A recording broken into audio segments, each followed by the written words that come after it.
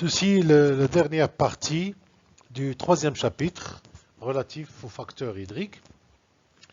Dans cette vidéo, qui est la troisième de ce chapitre, la dernière bien sûr, il va traiter des variations et des répartitions du facteur hydrique à l'échelle temporelle bien sûr et spatiale. Et bien sûr, dans une deuxième partie, on va voir l'influence sur les organismes vivants, comment les organismes vivants réagissent aux facteurs hydriques. Alors, bien sûr, les variations qu'on peut constater, tout d'abord, vous avez des variations qui sont d'ordre temporel. Je vous présente ici la station de Marrakech avec ses coordonnées, son altitude, 460 mètres d'altitude. Ici, c'est en abscisse les mois de l'année. Et en ordonnée ici, donc, à droite, vous avez les températures. Et à gauche, vous avez les précipitations. Donc, on vous met les deux pour vous montrer justement les variations temporelles. Alors, bien sûr, on assiste à une saisonnalité, aussi bien du paramètre thermique, la température, que le paramètre hydrique, les précipitations exprimées en millimètres, bien sûr. Alors, ce sont bien sûr des valeurs moyennes, calculées sur une période de 1930 à 1997. Alors, ceci, c'est un diagramme dit de Banyuls-Goussen, et qui permet de déterminer la période sèche. On voit bien que la station de Marrakech, la pluie est concentrée en hiver et au printemps. L'été est très sec, puis après il commence à pleuvoir à partir du mois de novembre, décembre, lorsque l'hiver arrive. Donc vous avez une bonne saisonnalité des précipitations à l'échelle donc de cette station. Par convention, sur le diagramme Banyuls-Goussen, lorsque il faut respecter une certaine échelle. Ici, par exemple, 30 degrés, il correspond le double, et vous avez les 60 mm. Lorsque la courbe de température qu'on voit ici, en rouge, l'hiver est froid, l'été est sec, lorsqu'elle dépasse la courbe de précipitation, ça nous permet de déterminer la période sèche. Ici, à Marrakech, la période elle est de 7 mois. Alors, les variations spatiales du facteur hydrique, tout d'abord, on peut voir ceci à l'échelle globale, à l'échelle planétaire. Si on prend une carte de la Terre, on voit bien les bilans hydriques annuels à la surface du globe. On voit bien qu'il y a des régions désertiques ici, au milieu des régions tropicales, aussi bien au nord, ici au sud, le Kalahari, l'Australie, l'Arizona aux États-Unis. Donc toujours au niveau des zones tropicales, il fait très sec. Par contre, donc les régions équatoriales, ici l'Amazonie, l'Afrique centrale, ici, il pleut beaucoup. L'Asie du Sud-Est aussi, il pleut beaucoup, c'est des zones équatoriales. Et au fur et à mesure qu'on monte vers le pôle, la pluviométrie augmente. Donc on voit bien qu'il y a une répartition hydrique bien déterminée à l'échelle de la planète. Si on prend une échelle régionale, on prend le cas du Maroc par exemple, on voit bien que la pluviométrie du Maroc, il est donc déterminée par la nature du relief. On voit que les zones bleues où il pleut beaucoup sont concentrées sur les zones de montagne. La zone la plus arrosée, c'est le Rif, suivi du Moyen Atlas. Dans le Rif, vous avez les zones les plus pluvieuses du Maroc. Il pleut 2000 mm de pluie dans la région de Chaoun. Puis après, vous avez tout le Moyen Atlas, la région d'Azro, Ifrane, où il pleut beaucoup aussi, mais en deuxième position. Puis après, le Haut-Atlas qui est la plus haute chaîne de montagne, et troisième position, puis après l'anti-Atlas plus au sud, elle arrive en quatrième. Donc on voit bien que ce sont les montagnes qui sont les plus arrosées. Les plaines ou bien les hauts plateaux vers la région d'Oujda, Figuig, il pleut moins. Il pleut moins. Puis après, vous avez toutes les zones désertiques et subdésertiques vers le sud, où les précipitations sont très faibles. Donc vous avez une répartition régionale, on prend le cas du Maroc, qui est aussi déterminée par un certain nombre de paramètres. Quand on voit encore toujours à cette échelle, on va comparer des stations dans la région de Marrakech, on va étudier dans ce cas-là l'effet de l'éloignement à la mer. Pourquoi la mer? Parce que la mer, c'est la source de l'évaporation, c'est la source des pluies. Alors on va prendre pour 4 stations qui sont à la même latitude, Safi, Sidi Mbark et Soufia Ben Guerir. On est dans la même latitude, il n'y a pas de relief, il n'y a pas de montagne. Et on va voir l'altitude qui augmente, 15, 170, 320, 475 à Benguir. Ce n'est pas des grosses variations altitudinales. Par contre, l'éloignement à la mer est très important. Safi au bord de la mer, Sidi Mbark à 31 km, Youssoufia à 73 km, et enfin Benguir à 113 km. Et les précipitations dans ces quatre stations, il pleut 327 mm par an à Safi, 305 mm à Sidi Mbark, 254 mm à Youssoufia et 222 mm à Benguir. Qu'est-ce qu'on voit? On voit qu'on a un gradient. Et au fur et à mesure qu'on s'éloigne de la mer, vous avez un gradient qui est un gradient pluviométrique décroissant de continentalité, c'est-à-dire que c'est la continentalité qui est importante ici. Plus on va à l'intérieur du pays, moins il y aura de pluie. Donc ça, c'est une première constante. Alors, on va prendre maintenant des variations, toujours à l'échelle régionale au Maroc, et on va comparer trois stations qui sont voisines les unes des autres, Ifrane, Azro et Meknès, mais qui sont à des altitudes différentes. Meknès est la plus basse, 550 mètres d'altitude, Azro 1270 et Ifrane 1635. Quand on compare la pluviométrie dans ces trois stations, Meknès il pleut 400 mm, quand on monte à Azro 837 mm, et quand on arrive à Ifrane 1110 mm. Donc on voit bien qu'au fur et à mesure qu'on monte en altitude, on assiste à une augmentation de la pluviométrie, et donc on peut constater qu'il y a un gradient pluviométrique altitudinal croissant. Donc les pluviométries augmentent avec l'altitude, c'est normal, il fait de plus en plus froid et il y aura plus de condensation en altitude. On va voir ça rapidement dans quelques diapos. Donc voilà ce qui se passe. Donc à l'échelle d'un relief, au fur et à mesure qu'on monte, il y a un soulèvement orographique, c'est-à-dire que les nuages, l'air humide, il va monter, il se refroidit et il va donner de la pluie. Donc plus on monte en altitude, plus on aura de précipitations. Donc on assiste à un gradient pluviométrique altitudinal croissant, alors que tout à l'heure, le gradient de continentalité, il était décroissant. Alors, ce qui se produit dans la montagne, c'est un phénomène très intéressant. Lorsque vous avez un relief et qui va être traversé par des conditions, tout d'abord, regardez de l'air sec plus de la vapeur d'eau, donc il va se charger en humidité. Quand il monte, il va se condenser, il va se refroidir et il va être poussé par le vent, donc ça va se condenser et ça va donner de la pluie. Et quand il traversera la montagne, toutes ces conditions ne vont plus se réaliser. C'est l'inverse qui se produit. C'est-à-dire qu'il y aura des pertes d'humidité, il y aura de l'air sec, plus de la vapeur d'eau, l'air sec, puis l'air chaud qu'on va retrouver plus bas. Si la température ici est égale à T, ici on va retrouver T plus 10, c'est-à-dire une augmentation de 10 degrés. Alors analysons avec ce schéma à droite, qui est la courbe de condensation et l'état de l'eau dans un milieu donné, et on va prendre des points.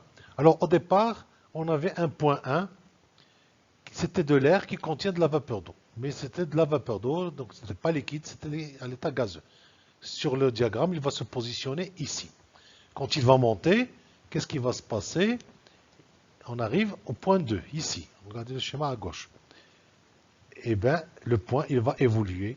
S'il commence à pleuvoir, ça veut dire qu'on a atteint la courbe de condensation, la courbe rouge, ou bien la courbe de saturation. L'air ne peut plus garder la vapeur d'eau, il va la transformer en état liquide et il va y avoir apparition des nuages qu'on voit apparaître ici. Puis après, on va passer à l'état 3, il pleut. Donc là, on voit chaque fois donc il y a augmentation de l'humidité parce que vous avez une compression de l'air. L'air, il est poussé par le vent. La même quantité d'eau, il va se retrouver dans un volume plus réduit. Donc automatiquement, l'humidité va augmenter. Lorsqu'on arrive à 3, c'est le maximum, il va y avoir beaucoup de pluie. Et quand on dit pluie, ça veut dire que l'humidité va diminuer après. Donc voilà, quand on arrive au point 4, l'humidité diminue parce que normalement il a plu. C'est tout à fait normal. Toujours compression jusqu'au point 4. À partir du point 4, il n'y a plus d'obstacle. La montagne ne bloque plus ces nuages. Et on va se retrouver vers un point 5 qui est ici. C'est que la température va augmenter légèrement et l'air il est de plus en plus sec. Donc la courbe, il va augmenter de température tout en diminuant l'humidité. On se retrouve au point 5. Le point 5, voilà, l'air est sec, c'est de la vapeur d'eau en faible quantité, étant donné qu'il a beaucoup plu, donc il y a l'humidité. Il a été déjà bloqué, il pleut ici, donc il n'y aura plus d'humidité de l'autre côté. Et si ça continue, on va se retrouver ici, le point 6, très sec et très chaud. Donc il ne contient plus d'eau comme avant. Regardez la différence par rapport au point 1. Il était plus humide ici qu'ici. Le point 6, c'est de l'air chaud et sec. Alors, c'est ce qui se passe lorsque vous avez de l'air humide qui est poussé, il traverse des montagnes. Ce phénomène, on l'appelle l'effet de Foehn, et qui se produit dans toutes les montagnes et qui nous permet de distinguer deux situations. À gauche, ici, ce sont surtout des conditions de condensation et saturation de l'air, des compressions de l'air qui provoquent et qui favorisent l'apparition de la pluie, quand on voit ici entre les étapes 2, 3 et 4. Quand on traverse de l'autre côté, je l'ai mis en rouge exprès pour vous montrer que c'est plus sec, c'est plutôt une désaturation de l'air. L'air, à gauche, il était compressé, il prend moins de volume, donc l'humidité augmente. Ici, vous allez avoir une dilatation de l'air. Une dilatation de l'air, c'est-à-dire l'air, il va prendre plus de volume et il va, donc automatiquement, la quantité d'eau qui était dans un volume va se retrouver dans un volume plus grand. Et bien sûr, la valeur va diminuer, c'est ce qui explique qu'on passe de 3 à 4, de 4 à 5, etc., avec des valeurs de plus en plus faibles. Quand on arrive au point 6, c'est vraiment très chaud, très sec. Alors, ce type de situation, c'est ce qu'on appelle de l'air chaud, très chaud, de l'air sec, pardon, très chaud au Maroc, c'est ce qu'on appelle Chergui. Chergui, c'est de l'air qui, en traversant une montagne, il a perdu, chez nous, Marrakech par exemple, ça vient de l'est, du sud-est, il traverse la Haute-Atlantique, il perd son humidité, il se réchauffe, et quand il arrive chez nous, c'est du Chergui, de l'air chaud et sec qui ne contient pas beaucoup d'humidité. Alors, ceci va nous permettre de distinguer dans une montagne les deux côtés. Le côté où il y a la condensation et la saturation de l'air, on va l'appeler le versant au vent. Il est frais et humide, c'est-à-dire température fraîche et il est très humide. Et de l'autre côté, vous avez un versant qu'on va appeler versant sous le vent, c'est-à-dire qu'il va être un versant sec et chaud, c'est là où vous avez le Chergui. Donc on voit bien les variations qui affectent les paramètres hydriques dans une zone de montagne. Alors bien sûr, comme on peut le voir, sur ce versant, vous aurez des êtres vivants qui demandent beaucoup plus d'humidité. Vous aurez de la forêt, vous aurez des plantes qui demandent beaucoup de pluie, alors qu'ici, vous aurez un milieu sec, vous aurez des plantes adaptées à la sécheresse. Donc on voit bien comment une montagne, à travers cette variation qui affecte le paramètre hydrique, va créer deux conditions différentes. Alors le schéma suivant illustre aussi la même chose, avec cette fois-ci des chiffres. Au départ, sur le versant au vent, frais et humide, on part à une température de 15 degrés, l'humidité est de 70 degrés ici. Lorsqu'on arrive à 1000 mètres d'altitude, c'est suffisant, donc l'humidité est de 100%, donc on va passer à la saturation et il va commencer à pleuvoir. La température a baissé de 15 jusqu'à 8 degrés. On continue à monter, l'humidité est toujours de 100%, il pleut sur tout le versant, l'air il monte, il est de plus en plus compressé, c'est ce qu'on appelle aussi les ascendances de la pluie. La température est de 3 degrés et demi, donc la température il a baissé. Quand on traverse la montagne, regardez, vous avez une dislocation des nuages qui devient dispersée. Et bien sûr, vous avez ce qu'on appelle le mur de Foehn, c'est-à-dire ce vent chaud et sec. Et regardez, à la même altitude ici, ici 15 degrés, 70% d'humidité. Ici, on a 26 degrés et demi, ce qui vous montre que le passage il a même augmenté de plus de 10 degrés. Et l'humidité relative, il est tombé à 15%. Donc on voit bien que ce schéma montrant les ascendances et les subsidences. Subsidences, c'est les descendances de l'autre côté, sous le vent. Et c'est l'ensemble, c'est l'effet de Foehn avec toutes les conséquences hydriques sur le milieu. Alors maintenant, on va voir avec quelques exemples l'influence sur les êtres vivants de ces paramètres. Tout d'abord, sur la répartition des êtres vivants. Les êtres vivants, on va les classer en fonction de leur affinité croissante aux facteurs hydriques. Ici, on a un pôle sec et ici, on a un pôle humide. Et on va voir comment évoluent ces paramètres. Tout d'abord, les plantes ou bien les animaux qu'on va trouver dans le pôle sec, on va les appeler des xérophiles, c'est-à-dire qui aiment la sécheresse. C'est un terme qu'on utilise, ça ne veut pas dire qu'il y a des êtres vivants qui aiment comme ça la sécheresse, mais ils sont mieux adaptés que les autres. Donc, ce sont donc des xérophiles. Et là-dedans, vous avez beaucoup de cactus, par exemple, des plantes du milieu aride, le dromadaire, il vit dans ces milieux. Donc, ce sont des êtres vivants xérophiles. Par la suite, vous aurez des espèces qu'on va classer comme mésophiles. Donc, ils demandent plus d'humidité. Là-dedans, vous aurez les forêts, vous avez des zones où vraiment il pleut beaucoup, il y a suffisamment d'eau, il n'y a pas de manque. Et très souvent, on n'a pas forcément des adaptations particulières à la sécheresse, étant donné que l'eau est disponible.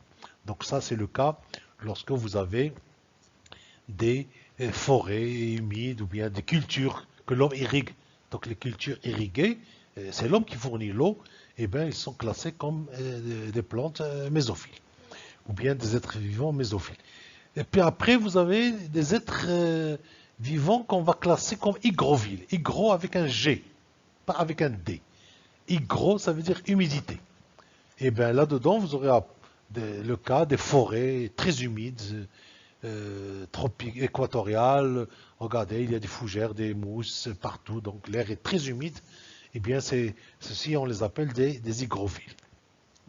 Puis après, vous aurez des organismes qui peuvent vivre dans l'eau et qui peuvent sortir de l'eau. On les appelle des amphibiens, ou bien des amphibies. Les amphibiens, ils font partie. Les amphibies, c'est tous les organismes qui peuvent aller dans l'eau, une partie de leur vie, ils la passent dans l'eau, puis après ils sortent. On les appelle aussi des êtres semi-hydrobiontes, c'est-à-dire que leur vie est à moitié dépendante de l'eau. Et regardez, hydrobionte, cette fois-ci, on a utilisé un D. Hygrophile, c'est humide. Hydro, c'est de l'eau. Et là-dedans, vous aurez, par exemple, les batraciens, les grenouilles qui vivent dans l'eau, qui sortent. C'est un très bon exemple. Mais vous avez aussi beaucoup de plantes qui vivent au bord de l'eau, les peupliers, saphes et autres. Ils ont les pieds dans l'eau, donc ils sont classés comme des intermédiaires entre hygrophiles et amphibes. Et enfin, vous avez les êtres vivants aquatiques, c'est-à-dire qu'ils vivent totalement dans l'eau. Ce sont des espèces dites hydrobiontes, c'est-à-dire hydro, de l'eau, bionte, c'est vie, qui vivent dans l'eau. Et là, vous aurez les algues, par exemple, de la mer, les algues marines, les algues qu'on trouve dans les milieux aquatiques douces, les plantes aquatiques et les poissons. Donc tout ça, ce sont donc des êtres vivants aquatiques ou bien hydrobiontes qui vivent dans l'eau. Donc on voit bien comment le facteur hydrique, il a classé et c'est lui qui va assurer la répartition. Donc les espèces, ils se répartissent à la surface terrestre en fonction de leur affinité de l'eau. Ceux qui demandent de l'eau, ils vont être aquatiques. Ceux qui sont adaptés à la sécheresse et au manque de l'eau, ils seront des xyrophiles. Alors maintenant, on va voir l'adaptation des êtres vivants au manque de l'eau. Alors les organismes, ils s'adaptent à la sécheresse, soit par la limitation des pertes. Donc les principales adaptations, on va traiter surtout les xérophiles dans cette fin de cette vidéo. Et ils vont être adaptés plutôt au manque d'eau par la limitation des pertes d'eau. Donc ils vont essayer de perdre le moins d'eau, éviter l'évapotranspiration. Ou bien vous aurez des plantes qui stockent de l'eau. Les plantes charnues, cactus par exemple, ou bien des animaux comme le dromadaire qui développent un système de métabolisme des lipides. En fait, c'est une forme de stockage de l'eau. Alors, ceci pour justement s'adapter à deux types de sécheresse qu'on va constater. Tout d'abord, ces êtres vivants, ils s'adaptent à une sécheresse dite climatique. C'est le cas des climats arides où les apports d'eau, précipitations sont très faibles, c'est-à-dire qu'il ne pleut pas beaucoup, c'est les climats secs, comme on peut le constater sur cette photo. Mais vous avez donc là, c'est le climat, donc il n'y a pas de pluie, il n'y a pas beaucoup de pluie, le climat est aride ou sec. Puis vous avez une autre forme de sécheresse qu'on va appeler cette fois-ci une sécheresse physiologique. Pourquoi physiologique? Parce que l'eau, il est disponible dans le sol, mais les êtres vivants ne peuvent pas la puiser. C'est le cas, par exemple, quand vous avez des sols salés. Regardez la photo, il y a du sel. Ça veut dire que le sel, il va retenir l'eau avec des pressions osmotiques. Et que les plantes, par exemple, pour pouvoir puiser cette eau, ils doivent développer des pressions supérieures. Et pas toutes les espèces ne sont adaptées. Donc il y a quelques catégories d'espèces qui sont adaptées à cette sécheresse physiologique. Alors, vous avez des plantes, ou bien des familles de plantes qui sont très adaptées à la sécheresse, comme on peut le constater ici. Les cactacées, les cactus, ils sont très adaptés donc, au manque de l'eau. Ils vivent dans des milieux arides. Vous avez aussi les lichens. Les lichens, c'est une association symbiotique entre les algues et les champignons. Regardez ici, sur un tronc d'arbre, toutes ces taches-là, ce sont donc des symbioses entre une algue et un champignon. Et regardez, ils n'ont pas de racines, ils vivent de l'humidité de l'atmosphère. Et bien sûr, ils sont adaptés aussi à de l'eau vraiment qu'ils peuvent puiser dans le sol. Ils sont fixés. Les supports, ça peut être une plante ou un rocher. C'est juste un support de vie. Ils ne puisent pas dans ces milieux-là. Vous avez les crassulacées. Les crassulacées, il y a beaucoup de plantes que vous avez dans des pots. Ils sont très jolis. Et bien, regardez, et ce sont des plantes adaptées à la sécheresse. Vous avez aussi les Chenopodiacées qui vivent dans les milieux arides ou bien aussi dans les milieux salés. Les Chenopodiacées sont adaptés aussi bien au milieu à sécheresse climatique ou à la sécheresse physiologique. Ils sont adaptés aux deux. Alors, quelques exemples d'adaptation chez les végétaux. Tout d'abord, premiers ensembles, vous montrer beaucoup de photos. Tout d'abord, le premier type d'adaptation, c'est la réduction, la disparition complète des feuilles ou transformation en aiguille. C'est-à-dire que les végétaux, leur stratégie, c'est de perdre et d'éviter les organes par lesquels ils vont perdre. Ils vont perdre de l'eau, c'est-à-dire les feuilles. Alors là, vous avez l'exemple du juillet, sidra, pardon, qui ont des petites feuilles, des épines. C'est le cas du juillet, et puis après, vous avez ici un acacia désertique, c'est des épines, très peu de feuilles, beaucoup d'épines. Ici, c'est des euphorbes dans la région du sud marocain, les épines chez le fort boursin, donc c'est un dermos en arabe, en berbère. Vous avez aussi l'absence carrément de feuilles chez les asperges, qu'on peut voir ici. Donc il n'y a que des tiges. Deuxième forme d'adaptation, c'est le stockage de l'eau. Et c'est le cas où vous avez des plantes charnues ou bien dites succulentes. Alors le phénomène de succulence, c'est le stockage de l'eau. Et on le trouve chez beaucoup de plantes. Et ici le genre Crassula, on voit bien, regardez comment les feuilles, ce sont des feuilles très très charnues, très gorgées d'eau. Et bien sûr, la plante, il va absorber de l'eau lorsqu'il pleut et la stocker au niveau de ses feuilles et l'utiliser au fur et à mesure entre les périodes de pluie où il y a un manque. Vous connaissez tous l'aloe vera par ses vertus thérapeutiques, c'est une plante médicinale. Et regardez, les feuilles sont stockées, et stockent de l'eau, c'est des feuilles charnues. Là aussi, ce sont des plantes très jolies qu'on utilise dans les pots. Et sont introduites donc des régions désertiques de l'Amérique. De chez nous, comme on vient de le parler, le fort boursin, Dermos, il a aussi bien des épines comme il est charnu. Donc il a les deux. Il permet donc de résister à la sécheresse dans le sud marocain où il ne pleut pas beaucoup. La pluie est aux alentours de 100 à 150 mm. Si vous allez dans les déserts américains, entre le Mexique et les États-Unis, vous avez beaucoup de cactus, c'est vraiment le domaine des cactus, et toutes les plantes sont charnues, justement pour pouvoir s'adapter au manque de l'eau. Ce sont des régions désertiques où il ne pleut pas beaucoup, et la seule forme de résistance et d'adaptation, c'est l'apparition du phénomène de succulence. Autre stratégie, c'est la réduction de l'évaporation par la présence d'une couche de cuticule cireuse étanche, c'est-à-dire qu'il ne laisse pas passer l'eau, ou bien en présence de stomates dans des cavités, c'est-à-dire les stomates qui sont les organes au niveau des feuilles qui assurent les échanges gazeux entre la plante et son environnement, ils ne vont pas s'ouvrir directement vers l'extérieur. Vers l'extérieur, il fait très sec.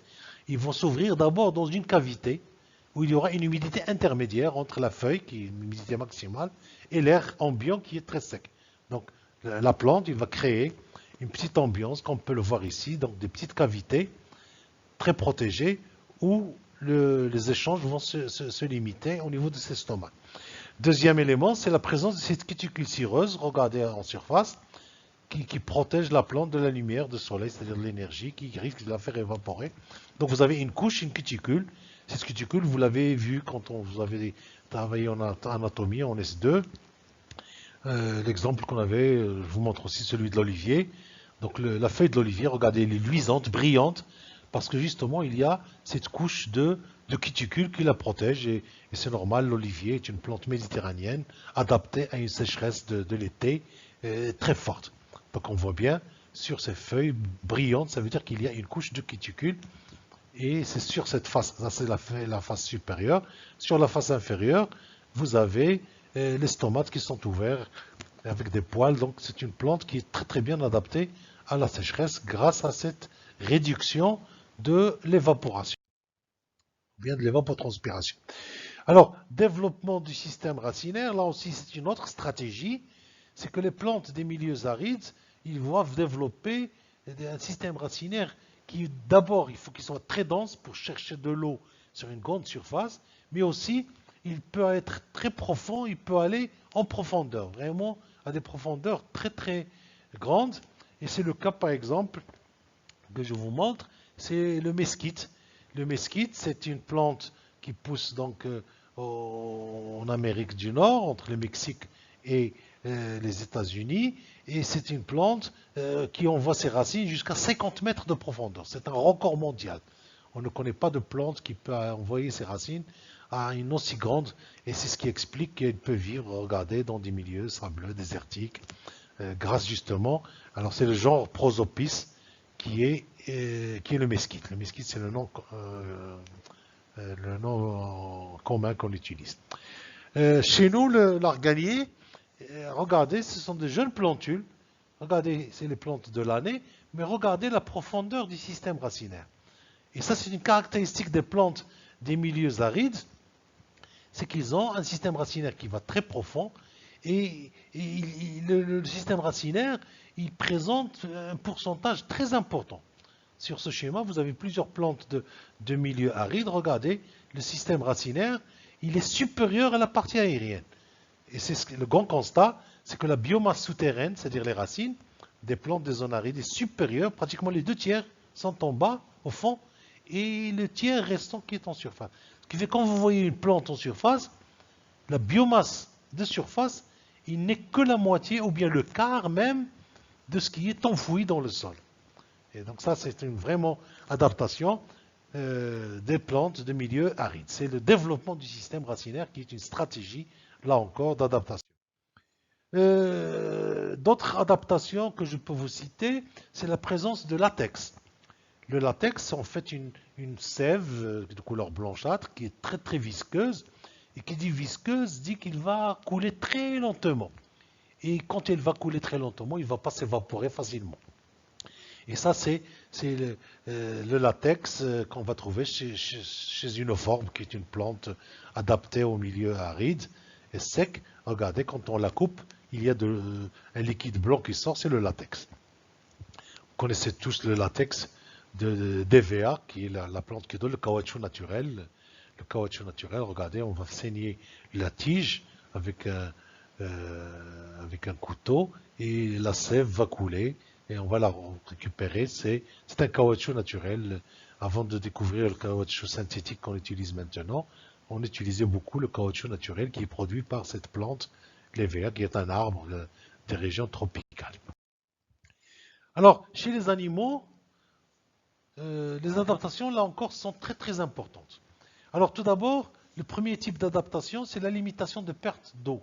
Et on voit qu'on est dans la même stratégie que les plantes.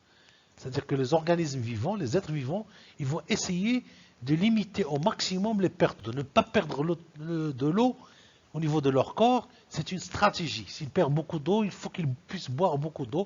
Et s'il n'y a pas beaucoup d'eau à boire, et donc les êtres vivants ils vont être éliminés. Alors, comment on va perdre de l'eau? On la perd par la respiration. Quand vous respirez, vous perdez de l'eau. Il y a de l'eau qui sort. On la perd par l'excrétion, c'est-à-dire la sueur.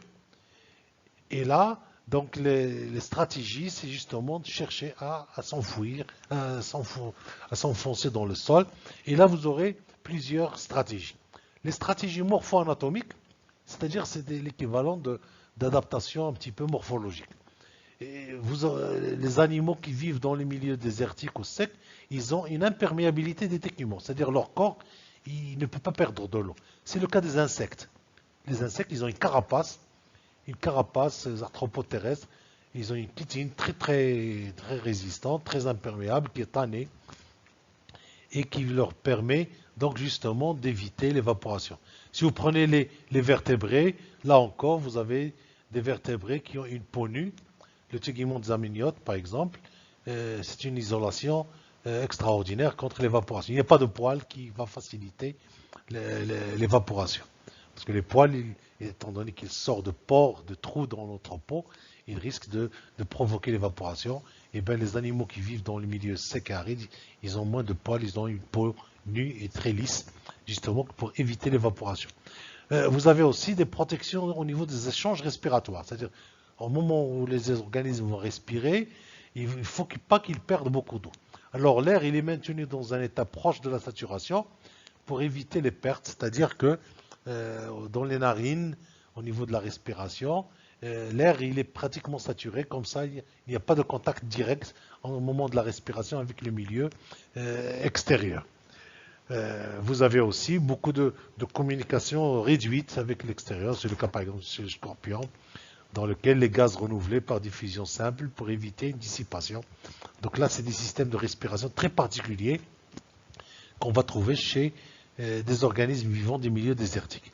Vous avez aussi des aménagements particuliers au niveau des voies respiratoires qui évitent là encore que de l'eau soit perdue. Donc il y a des échangeurs de chaleur, c'est-à-dire avant que l'air chaud du corps sort, il est déjà rafraîchi, refroidi, et du coup il va garder son humidité pour ne pas la perdre.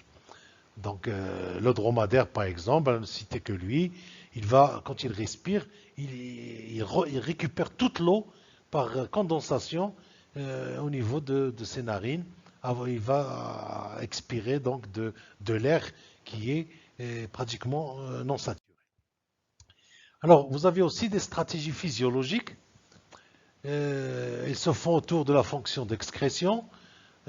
Donc là, c'est des organismes qui vont essayer de perdre le moins d'eau, physiologiquement parlant. Et là, vous aurez beaucoup par exemple, les oiseaux et les mammifères déserticoles. Donc là encore, au niveau de leur système urinaire, ils vont uriner une urine très concentrée, avec très peu d'eau, des fois jusqu'à 15 à 20 fois celle du plasma du corps, de leur corps. Donc, ils vont pratiquement récupérer toute l'eau. C'est le cas des oiseaux, c'est le cas des vertébrés, reptiles notamment. Vous avez aussi une stratégie comportementale, c'est d'être actif la nuit ou bien aux périodes les plus fraîches de la journée. Donc éviter là encore de s'exposer trop à la chaleur et automatiquement perdre de l'eau. On voit sur ce fennec, sur la photo, il creuse des terriers, il se cache pendant toute la journée pour ne pas perdre son humidité. Il sort la nuit pour manger, pour chasser, puis après il revient se cacher. Donc la stratégie d'enfouissement comportemental est très importante. Donc comme ça, ils évitent la déshydratation pendant l'estivation. Les gerboises, ici aussi, c'est une petite souris désertique. Et elle aussi, elle creuse des terriers, il se cache pendant la journée et elle n'est active que la nuit. L'autre phénomène qu'on rencontre chez les animaux, qui est une forme d'adaptation, c'est l'anhydrobiose. L'anhydrobiose, vous avez un petit texte là qui permet de l'expliquer. C'est une forme d'état de vie ralentie pendant la période la plus sèche et qui peut durer plusieurs années des fois chez certains organismes, comme le cas de cet escargot désertique, l'escargot du désert, Remina desertorum, ou bien qui portait un autre nom, Helix et desertorum dans le passé. Eh bien, c'est un organisme qui va se fixer sur un support, ici une branche d'un buisson, ou bien sur un mur, ou bien un rocher, fermer son opercule de l'extérieur, comme ça il ne perd plus d'eau de façon hermétique, plus une seule goutte n'est perdue. Et il peut rester, regardez, jusqu'à 4 années de vie ralentie. C'est un record mondial. Et dès qu'il y a de l'humidité, il va se reprendre son vie active, c'est ce qu'on appelle la réviviscence. Lorsque l'humidité revient, lorsqu'il pleut, il va sentir l'humidité, il va se réveiller, se mettre en activité, manger, se reproduire. Et dès que la sécheresse commence, hop, il va se refermer sur lui-même. Et on le voit ceci même à Marrakech, bien sûr, ça ne dure pas 4 ans, mais les escargots à Marrakech, ils s'enferment pratiquement tout l'été. Ils sont actifs pendant l'hiver et le printemps, puis après, ils se fixent sur un mur ou bien un tronc d'arbre, et ils restent comme ça jusqu'à la pluie de l'automne.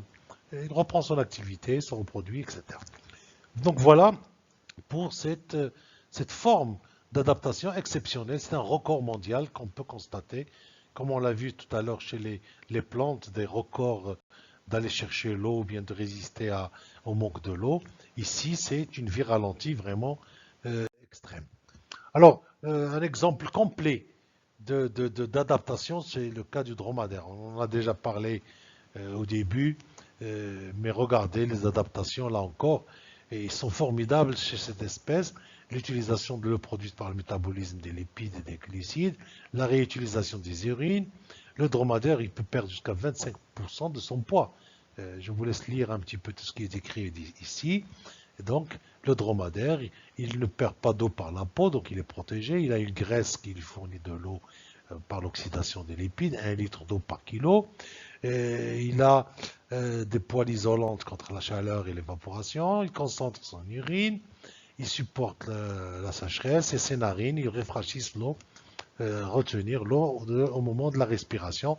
Donc là, vous avez plusieurs formes d'adaptation, soit morphologique, qualitative, soit physiologique, métabolique et quantitative. Donc voilà comment des organismes, qu'ils soient animaux ou végétaux, arrivent à s'adapter au manque de l'eau et vous pouvez faire de petites recherches sur Internet pour améliorer un petit peu ce recueil d'expériences que je viens de vous citer. Voilà.